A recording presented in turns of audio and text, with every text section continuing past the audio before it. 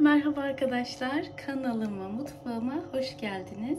Bugün sizler için çok pratik, dakikalar içerisinde hazırlayacağınız nefis milföy gözlemeler yaptım. İçerisinde çok güzel bir şekilde erimiş kaşar var. Bu sebeple de yanına hiçbir şeye ihtiyacınız olmadan çayla beraber güzelce tüketebileceğiniz nefis bir gözleme oldu. Şu an çok sıcak. Videonun sonunda size iç dokusunu, kaşarların erime anını da göstereceğim. Şu sözü çok fazla uzatmadan hemen tarifimi uygulamaya geçiyorum. Deneyecek olanlara şimdiden kolay gelsin, afiyet olsun. Evet, bugünlerin oldukça popüler olan tarifi tek malzemeli gözleme tarifimize başlıyoruz. Tavamızda çok az bir şekilde yağ sürdüm ve şöyle güzelce dağıtıyorum. Bu işlemi sadece ilk pişirişte yapıyoruz. Diğer pişirmelerimizde yağ kullanmamıza gerek yok.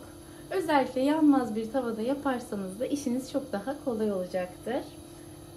Ocağımın altını kısıyorum.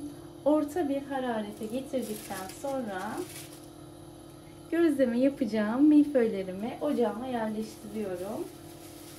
Kanalımda daha önce sadece tek malzeme ile gözlemesini yapmıştım. Şimdi arasına kaşar koyacağım ve öyle de çok lezzetli olacak. Şimdi bir tarafının güzelce kızarmasını bekliyorum arkadaşlar. Milföylerimin bir tarafının pişip pişmediğini şöyle kontrol ediyorum ve güzel bir şekilde pişmeye başladılar. Diğer tarafını da çeviriyorum. Gördüğünüz gibi çok da kolay bir şekilde hazırlanan bir tarif. Şimdi bu kısımda piştikten sonra şöyle bıçak yardımıyla arasını açacağım ve kaşar koyup birazcık da o şekilde pişireceğim. Kısık ateşte olmasına tekrardan dikkat edelim. Kaşarlar da ısının etkisiyle güzel bir şekilde eriyecekler. Şöyle alt tarafı da yavaşça pişmeye başlayan milföylerimin arasını bıçak yardımıyla açıyorum. Ve gördüğünüz gibi çok da kolay açıldı.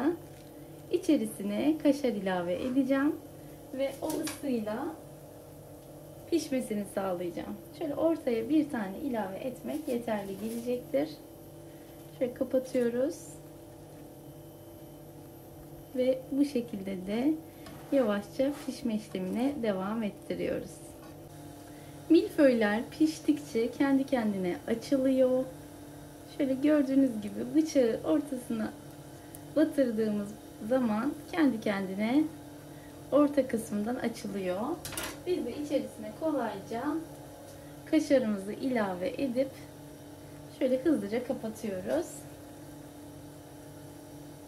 Çok az bir şey daha bu şekilde önle arkalı olarak pişiriyorum.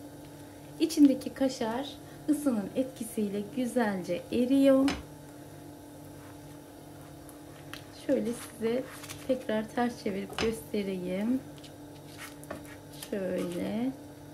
Gördüğünüz gibi görüntü olarak tam bir gözleme. Lezzet olarak da yine aynı şekilde çok lezzetli. Ben bunun normalde sadesini yapıyordum. Kaşarlı da çok güzel olduğunu yorumlardan okuyunca bir de böyle denemek istedim. Evet, milföylerim pişti. Şöyle önü arkası çok güzel bir şekilde kızardı. Tavama alıyorum. Gördüğünüz gibi ben bu tarifi inanın çok fazla yapıyorum ve kesinlikle çiğ kalma vesaire olmuyor. Güvenle deneyebilirsiniz. Dakikalar içerisinde hazırladığım kahvaltılık milföy gözlemelerimin hazırlanışı bitti. Şu an hala çok sıcak. Size şu çıtırtıyı dinletmek istiyorum. Dışı çıtır, içi güzel bir şekilde pişmiş nefis gözlemeler yapmak istiyorsanız bu tarifi mutlaka deneyin. Şöyle içindeki kaşarın erimesini de size yine göstermek istiyorum. Gördüğünüz gibi kat kat dolgulu tam bir gözleme şeklinde olmuş. İçteki kaşar da çok güzel bir şekilde erimiş. Sadece bununla bile güzel bir kahvaltı hazırlayabilirsiniz. Şu iç dokusu da yine kat kat gördüğünüz gibi. Bugünlük de bir tarifin daha sonuna geldik. Başka bir tarifte, başka bir videoda görüşmek üzere. Hoşça kalın, mutlu kalın.